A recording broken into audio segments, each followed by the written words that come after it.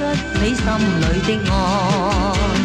Merry Christmas，可相愛就相愛，情共愛如幻彩。Hey guys, it's Will. It's Hong Kong Cinema Appreciation Society. Welcome back to the channel. If you are new to the channel, you feel like giving us a sub and a thumbs up and a comment and all that fun stuff, it would be much appreciated. I thank you so much for finding us and for watching us. What are we here to talk about today? Merry Christmas. Hell yes, the 1984 Christmas special with Carl Maka, directed by Clifton Co. And there's a fantastic cast in this movie, including Pauline Choi. I'm getting my notes here because I don't want to get anything wrong. Pauline Choi, Danny Chan, Loretta Lee, Cyrus Wong plays the baby in this movie. I don't know if he went on to do anything else, but the baby character in this movie is amazing and hysterical, and I will be talking about that. And Leslie Chung and Yoon Woo Ping are both in this film in kind of smaller parts, but they're really, really fun too. So I have to give a huge shout out to PerryFan49 for sending this my way. Has been a major supporter and friend to this channel for a very long time and has sent me all kinds of amazing stuff and sent me this. And I loved it, as you might expect, because I love Christmas movies. If you know me, you know that. And I also love kind of like classic, kind of early to mid 80s Hong Kong comedies, which is exactly what this is a 1984 Hong Kong comedy. And I thought it was hilarious. I had a smile on my face from the start of this movie until the end of this movie. I've got my Christmas backdrop. I'm actually at work. I'm on lunch break right now. This is my office. So you can see yet another new location. To give you just like, I wrote down like a little one-line review if you don't want to watch the whole kind of 10-minute or so review I'm going to do here, but this is a great feel-good situational rom-com that's exactly what you need from a holiday comedy. I just loved it. It's genuinely hilarious, and that classic, like, reminded me of Prince Charming, the Wong Jing movie. It reminded me of the Lucky Stars films. It just has that classic early to mid-80s Hong Kong comedy style. It's very situational for about the first half. So the setup of the film is that Carl Maka is a father whose wife has passed away. This is him here.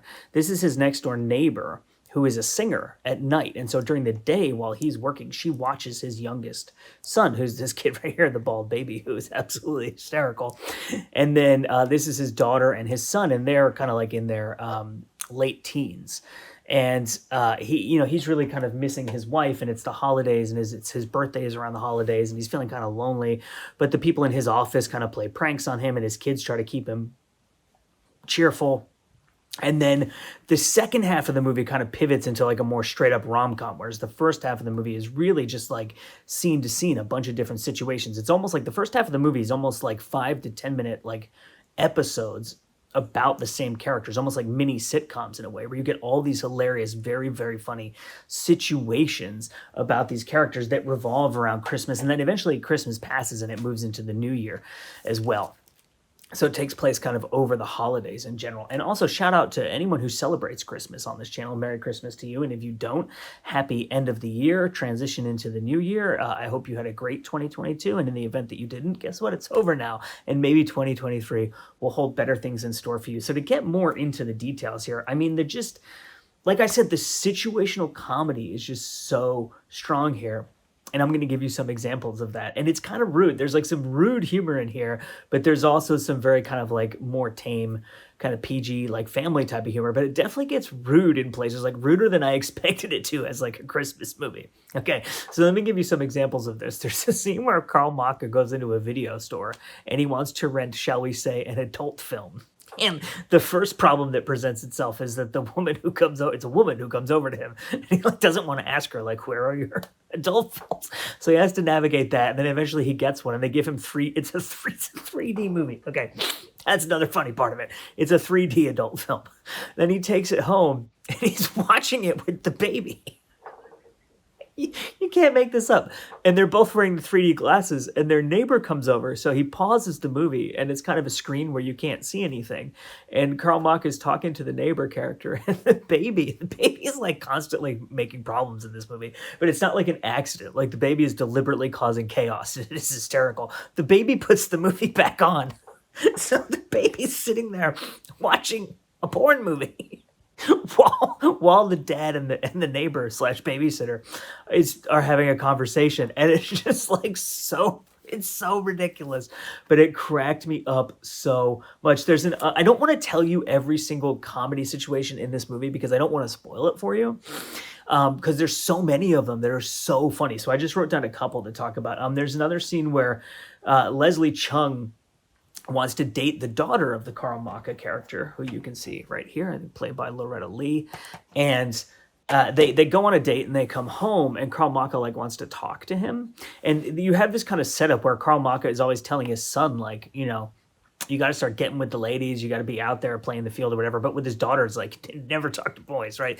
That kind of thing, right? So there's like the dichotomy of having like a son and a daughter at the same time who are both of that age where they're starting to date and stuff like that. And so with the Leslie Chung character, he sits him down to like have some drinks with him, and he's going to be like kind of stern with him and like that kind of thing. And like, who are you? What are your intentions? But then they both get drunk. And they become like buddies, and they're talking about like playing the field, and like they're just, like the Leslie Chung character starts talking about the strategies that he uses on the fathers of his girlfriends and stuff like that, and they become like drunk buddies telling stories about like dating women and stuff like that. It's just like every single scene in this, like I'm not being hyperbolic or exaggerating when I say that every single scene in this movie turns into like a ridiculous, hilarious, laugh out loud situation. There's another scene where the Carl Maka character he has a bad back, so he wants a massage, so he calls for a masseuse. This is where I'm talking about how it gets really kind of risque and rude at times. He calls for a masseuse, and the woman who runs a massage parlor is like, yeah, I'll send a girl up to you. Then a teenage girl who's friends with his son comes over to see the son, and he thinks it's the masseuse, and he takes his clothes off and he sits on the couch.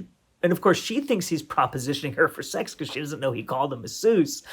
It's so awkward, but it's so funny. It's so bad. It kind of reminds me of those Sammo Hung movies where like the jokes are really risque, but they're also really funny, and they like really work because of the nature of the characters, the fact that they endear themselves to you. Like the characters in this movie are fantastic. Like immediately you love them all, and they're just charming. They're funny. And you get them, you relate to them, you understand the situations that they're in, and you just go with it because you love those characters. It's like a great sitcom, right? Like great sitcoms work really well because they give you great characters. And so you're invested right away. And then they put you into comedic situations, and based on what you know about the personality of those characters, you kind of like have expectations, and sometimes they upend your expectations, and it really works like a great sitcom. I think that's why I think it's, in a way, it works so well. And there's, like I said, there's these great scenes of Carl Maka's coworkers like playing pranks on him and stuff like that. They're just really goofy and really funny. I will say there are no well, I guess I shouldn't say there's no fights. There's one sort of joke on a fight scene in this movie at the very end with Carl Maka and Yoon Woo Bing, but this is not a martial arts movie, and there is not a gun to be seen in this movie. This is not a shooting movie. This is a straight up comedy, like romantic comedy, family comedy. But like I said, it's interesting. This is very Hong Kong, right? Because in like an American family comedy called Merry Christmas. Now, obviously, there are some exceptions to this. Like a film like National Lampoon's Christmas Vacation is a little bit risque, but is about a whole family, right? So it's like kind of a family movie, but for older families, not for families with little kids, whereas there's a baby in this movie. Like, you might not get such risque humor. So it's an interesting combination, but it's a very sentimental film. And it's like a perfect holiday movie. It's very earnest about romance and relationships and people's desire to be loved and things like that. And there's a really great scene in a soccer field where Carl Maka is like, it's an outdoor kind of soccer field, and he's like got his scarf on, he's like smoking a cigar, he's being sad, and his son comes and talks to him, and they have a heart to heart, and it almost has this kind of John Woo. You know, John Woo or not John Woo. I meant John Hughes. How did I get? Imagine the Breakfast Club of John Woo directing it. They're all just shooting at each other in the library. Anyway, John Hughes, you know, is very good at having rude, over-the-top, risque comedy and being very broad in places, but also having great characters and having like meaningful, impactful, emotional moments. So in a way, actually, this kind of reminded me of a John Hughes film, except that the focus is on the parents, not the kids. But there's this great moment where the father and the son have this like heart to heart, and that really kind of reminded me of a John Hughes film. But and again, I wrote down the baby is hysterical. The baby is hysterical. The baby is constantly causing problems in the worst way, and it is so so funny. So it's Merry Christmas, and I don't have a negative word to say about this movie. Like, this is exactly what I wanted from this movie. It is like a winners and sinners kind of style Hong Kong comedy that is very funny, that is very charming, that has tremendous characters, that is built around Christmas, has great holiday themes, and I just love the crap out of it. So I highly, highly recommend it for anyone to whom that sounds appealing. Like I said, it came out in 1984. And my name is Will. This is Hong Kong Cinema Appreciation Society. A huge shout out to PerryFan49 for sending me this movie. I was so happy to see it. I'm so happy to be able to review it and to talk to you about it.